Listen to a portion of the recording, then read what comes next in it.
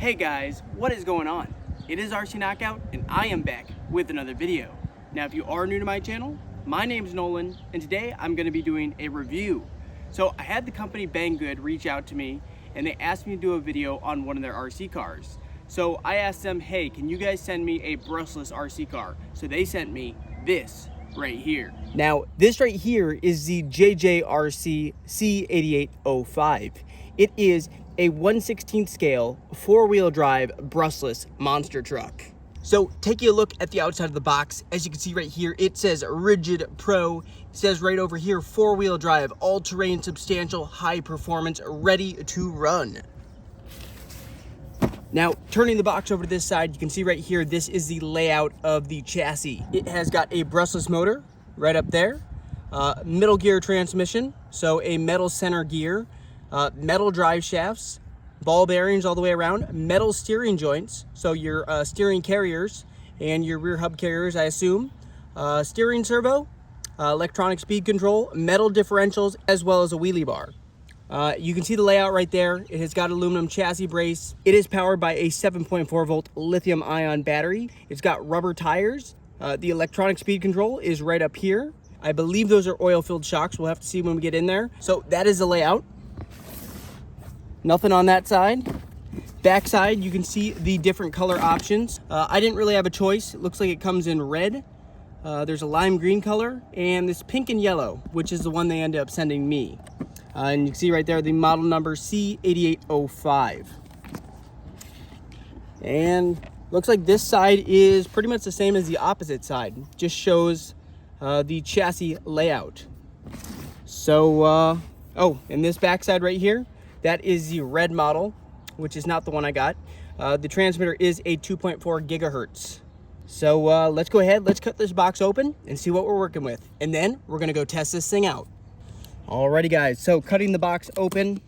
I did actually already have to cut it open, but I taped it back up because I had to get the battery out and charge it up because we are going to be running it. So this right here is the battery which comes installed in the car. It is a 7.4 volt 1500 milliamp lithium ion pack with a little Dean's connector and this little plug right here which plugs into this little trickle charger. So cutting both these sides open. It doesn't say anywhere on the box what the top speed is, but I would just guess since this is 1/16 scale and it's brushless, this is a 2-cell pack, 2-cell lithium ion. I'm thinking probably 35 mile an hour, maybe 40 miles per hour, thinking optimistically. All right, here we go. And you can see right here on this flap, that is the front section. I guess I did forget to point out, but I don't think it said it on the box. It does have LED lights on the front, which I think actually looks pretty cool. It looks really awesome. It looks kind of like an Ultra 4 Jeep. Really cool looking. And I assume it has little people figures inside as well, or at least a little Lexan piece. So let's open it up. Alrighty. I did open it, like I said, but I didn't really take too close of a look at the RC because I wanted to save it for the unboxing. Move those aside, and wow, that color does pop, I have to say. Red beadlock wheels, they do clash a little bit with the other rest of the color scheme, I'd say, but I actually kind of like the color of the body with the pink, the yellow on the front, the white and the blue on the back. It actually doesn't look that bad. I'd actually give it a pretty good rating for how cool it looks. What do you guys think? Let me know in the comments down below. That's kind of a bummer. The tires do not have any foam in them. That's one thing I've noticed from a lot of these Chinese manufacturers. They choose not to put foam in the tires. You know, something like a 1/16 Mini E-Revo, that would have foam in the tires. I'd say it's probably a similar size. It's a little bit smaller, I'd say, than the 1/16 E-Revo. This has a very short wheelbase, I noticed. The E-Revo, I want to say, is longer than this. I did not bring it with me, but I feel like the E-Revo is slightly longer. But keep in mind, this does have quite a bit of a tail end on it to accommodate that wheelie bar in the back. All right, and you can see the little figurines of the people inside. What's this? Plastic protective film on the shell. Oh, okay, so you just I guess I gotta peel that off. That'll probably shine even more of the body once I pull that protective film off. I won't worry about that right now. Let's see what else is in the box. All right. Looks like we have got a transmitter. Now, the batteries are not included for the transmitter, so I did have to bring my own. It appears to take 3 AA batteries. Those AA? Yeah, 3 AA batteries, which are not supplied. So you will have to purchase those yourself. See, you have a channel 3 right here. HML, low, medium, high would be my guess for speed. Low, medium, high. Obviously, we're running on high all the time. Steering wheel has a little bit of foam on it. You can see that little design of a brake rotor in there. Slotted and drilled rotor. Red in color. It has a pretty nice feel, and I like actually how small it is. It's very easy for me to go one-handed. I wouldn't say it feels super cheap. The throttle trigger does feel a little on the cheap side. I wish there was a little bit more substance, or the spring or something. Just feels a little flimsy on that, but the rest of the controller actually feels pretty decent in the hand. The steering wheel feels pretty good. And then we have the on-off on the top. You can reverse the steering here. Steering direction and steering trim right there. And like I said, that is a 2.4 gigahertz system, which is pretty much typical for most hobby grade RCs. And then you have a little instruction manual in here, which we're probably not going to take out of the packaging. Comes with a little wheel nut, some extra body clips and screwdriver, and those look like spring preload clips for your shocks. So that is everything in the box. All right, now we've seen everything in the box. Let's go ahead. Let's take the body off this thing and see what it looks like underneath. Just 4 body clips. Pretty easy to access. I do apologize if there's a lot of wind noise. The wind is picking up. I am doing this review outside. Okay, body comes off. It is still plugged in right here because it does have that light kit that runs to the front, as well as it looks like, yeah, light bar on the top as well. Right there, that's a LED light bar. So if you want to pull that completely off, you have to unplug this, or you can just set it to the side like such. There's actually even an inner roll cage. There's a decent amount of weight to this body. It even has an extra spare wheel and tire right here, held on with a Phillips head screw. Set that aside. You know, we will unplug it just so we can see the chassis a little bit better. So looking at the chassis, this is actually an aluminum center brace that runs all the way from the rear diff up to the front. Are these oil-filled shocks? That's one thing I was wondering. You know, I would assume they are, but I can't tell 100%. I'm guessing by the caps and, yeah, the way it's screwed in at the bottom, these appear to be oil-filled shocks. It does have metal drive shafts all the way around. You can see the metal hub carriers in there. That's nice. The arms and everything are plastic. The chassis is plastic. But actually, this RC has a decent amount of weight to it. It is not light. Honestly, this might even be heavier than the 1/16 E-Revo. Hard to tell. Maybe similar weight, but it is definitely not light. Shock towers and everything are just plastic. Bumper is plastic. Don't know how well of an impact that front bumper is going to take. That's a little bit of a concern. It has a little bit of flex to it, not a ton. We'll see how flexible this plastic is. The body mount seems pretty flexible, so that's good. Your steering links, those are plastic. Those seem pretty flexible. You can see those steering carriers in there, which are metal, as well as the front drive shafts. It said the diffs are also, I assume, oil-filled. They are metal diffs. And that center drive shaft is metal as well. There's your little steering servo with a plastic steering servo arm, which is also flexible. I'm wondering, though, with how flexible these arms are and these tie rods, if there's going to be a lot of flex in the steering, which will make your wheels go all over the place. I guess we will see. Here is that. Yeah, it's surprising actually how flexible these body mounts are, but they also seem kind of on the thin side. So even though they're flexible, one good hit, especially in cold weather, makes you wonder, will they just break? There's that wheelie bar in the back. Are there bearings in there? No, I don't think there's bearings in there. It's just a Phillips head screw holding those on. There's your brushless motor right there. Don't know the size of that. Pretty small. As well as your little ESC right there. And this right here is your battery tray compartment. Now, one thing I want to disclose to you guys, I did a search online. So after they told me the RC they were going to send me, I did a search online to see what they had for replacement parts. And I could not find anything online. So I messaged Banggood back and I asked, hey, do you have any replacement parts for this model? And they said, no, they do not. And I have to say that is a huge, huge blow. I think this RC comes in around, don't quote me, I want to say it's around $120, which actually is not a bad price for a brushless 1/16 scale model, especially with, you know, this has some hop-ups on it with the aluminum anodized parts as well as the steel axles, but not making replacement parts for a model, I don't even know how you call it hobby grade. Frankly, in my mind, I only consider a model to be hobby grade if the parts are replaceable. And the parts all are replaceable. You can see there's all Phillips head screws everywhere, so you can replace a suspension arm, but they just don't make them. So I just don't know what they want people to do. It's a very hard sell. Now, I think if they get a parts network out there and they start having, you know, extra drive shafts, extra suspension arms, pretty much all the pieces, this could be a game changer. I've actually seen a lot of good reviews on some of these Chinese RC cars, but it seems like these Chinese companies just don't think, I don't know why, I don't know if it's just because the extra overhead cost, they don't think to make replacement parts for their models.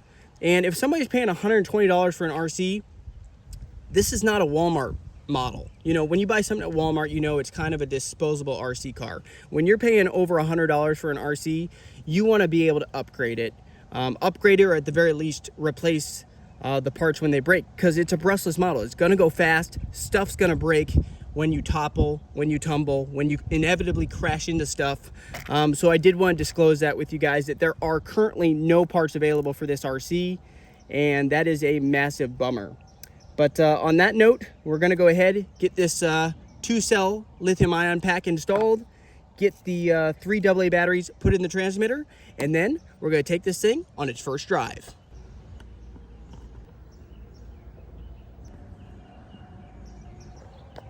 Alrighty guys, I got it all powered up. And actually that steering servo, oh, my shadow's in the shot. That steering servo is actually pretty responsive and pretty quick. You can hear that metal gear drivetrain. Let me get my steering trim dialed in a little bit. There we go. I didn't bother pulling that protective film off. All right, I'm actually at the local RC track, which is very overgrown, but let's see what this thing can do. First impression. I do have this on the high toggle. I assume that's what that means, low, medium, high. I don't know what that third channel does. I wonder if that controls the lights. Yes, it does. So right now the lights are blinking. They're off right now and on. So you can see lights in the bucket as well as this LED light strip right there are on. And we'll just leave them on. Oh. It really actually sounds pretty cool with that metal drivetrain. I'm trying to think. I don't even think the Mini E-Revo VXL, I don't think even has a full metal drivetrain. The diffs and stuff are metal, but I believe that spur gear that comes stock is plastic. So it definitely does not make a metallic noise like this. Actually sounds really cool. It has a lot of get up and go. That's topped out right there. It's getting slowed down obviously quite a bit in the grass. But the low and the mid range is actually pretty quick. I wonder once we get on the RC track and it doesn't have to fight going through this grass, it might actually be very, very quick. I didn't bring a GPS with me, so I don't know the exact top speed. Now I can think of one disadvantage with this compared to like a 1/16 E-Revo. Obviously that's a better built machine. It's built by Traxxas, but I'd say the biggest thing that has on this, Well, part supply, number one. Number two, also, the VXL has got the TSM transmitter, which has a gyro in it, because sometimes these 1/16 scale cars get very, very squirrely because they're so small, so they can be actually pretty challenging to control. So I'd say that's something the Traxxas model definitely has on this. The Traxxas, I'm going to the Traxxas as a comparison. It's not a direct competitor, obviously. It's double the price of this, at least. Maybe even pushing triple the price, but it's the only 1/16 scale I actually have experience with for a brushless model. Honestly, the track is so overgrown. I don't even know if I can run the track. It is bad. See if I can get up in here.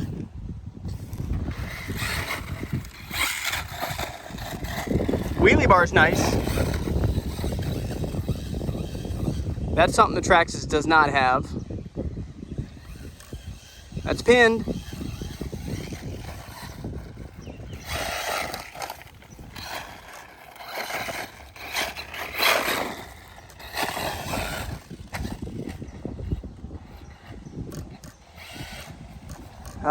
Yeah, she's kind of squirrely to control. I want to do a launch. I need to find a spot to do a launch. Ready, get set, and go. It launches pretty hard, honestly.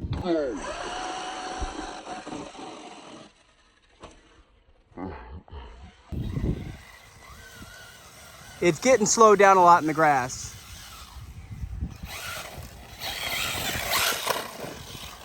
Ooh, and tumbled her. It is nice to have that interior roll cage, though. I'd say the shocks feel on the soft side. Still probably getting up over 20, I'd guess. That's pin right there.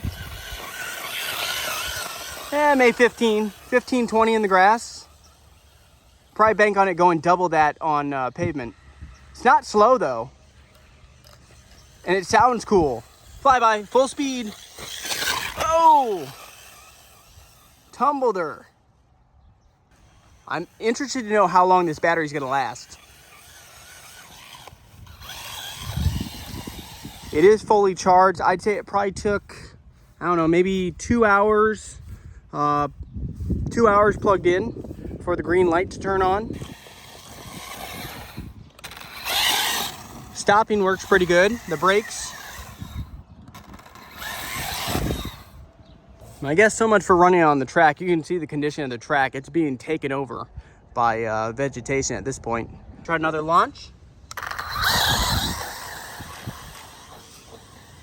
For some reason, there's a little bit of a hesitation at the launch, which is kind of weird. I think it still is at full power. I wonder if I tried the lower settings. Let's try low. Oh, low is, low is like if you have like a toddler, driving this thing. That's way too slow to have fun. Way too slow to have fun. Medium.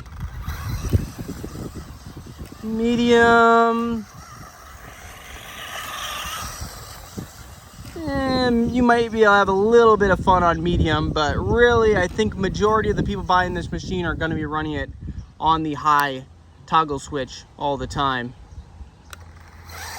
For some reason it's hesitating though. It did not do that right when I got out of the box. I wonder maybe just because it's getting hot. But when I go full throttle, there's like a hesitation before it launches. It's not launching as hard as it was. Let's try it again. Ready? You'll see right here, full throttle. You see that hesitation? Well, that's not great. And it doesn't say anywhere on the box whether it's waterproof.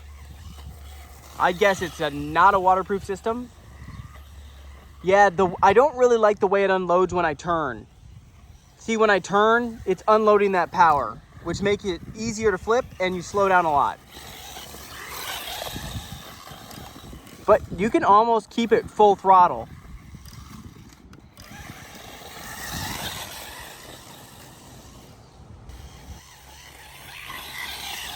You see how much it's hopping and just kind of all over the place? The suspension's too soft. it's too soft for this heavy of a machine. There's a lot of weight and a lot of weight up high with that cage. Honestly, it's not bad though. If you can get this for 100 or 120 bucks, it's not a bad RC for 120. Now, keep in mind, this is just an initial test. I have no idea about the longevity of this system, you know, and then the big thing that I touched on earlier, the fact there is no replacement parts. That is a huge disadvantage, and I will be letting Banggood know that I think they really should try to find a way to set up some type of parts infrastructure. They need some sort of parts out there for people to replace you know, parts when they break. I think that's a must. When you're trying to sell these as hobby grade machines, there needs to be replacement parts available. So I'll definitely let Banggood know my feedback on that. I think majority of you guys would feel the same way, that, you know, once you do an axle, like, what do? You know, it's just, they really need to have parts out there. I think if they can get parts out there, I think these Chinese machines will actually flourish a lot more. I think a lot more people will buy them, or buy them for their kids, because this is like the perfect power level for, like, you know, for somebody's first RC car, for a first brushless RC. This is a perfect size and the perfect amount of power. I'll probably be doing more tests with it just to see, you know, how tough is it, because that's one thing I'm interested to know. How tough is this machine gonna be? That's to be decided. I do have to say, I don't like the hesitation that started. I'm wondering if that's just from the heat. It still gets going good, but from a launch, it's now hesitating. You know what I'm gonna do? I'm actually gonna go up over on the parking lot over here and see what it does on completely flat pavement. See what kind of speed this thing can go. Here's one thing I don't like. As soon as you get caught up by something, I'm literally caught up by a tiny little stick, the thing doesn't want to go. It actually cuts the power. I don't like that. Like, it's cutting the power when there's resistance. I really do not like it when RCs cut the power for the tiniest, I mean tiniest little obstacle. Kind of frustrating. Yeah, it's cut my power. Come on, there we go. Yep, that's a little bit frustrating, I have to say. I think that's a common thing with these cheap Chinese ESCs. Let's see what kind of speed we can get right here on the pavement.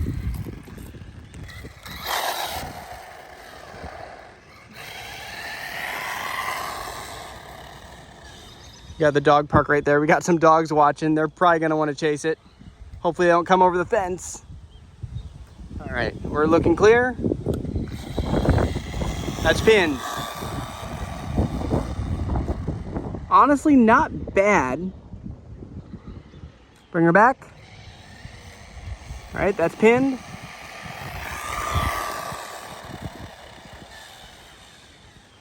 Launch on pavement.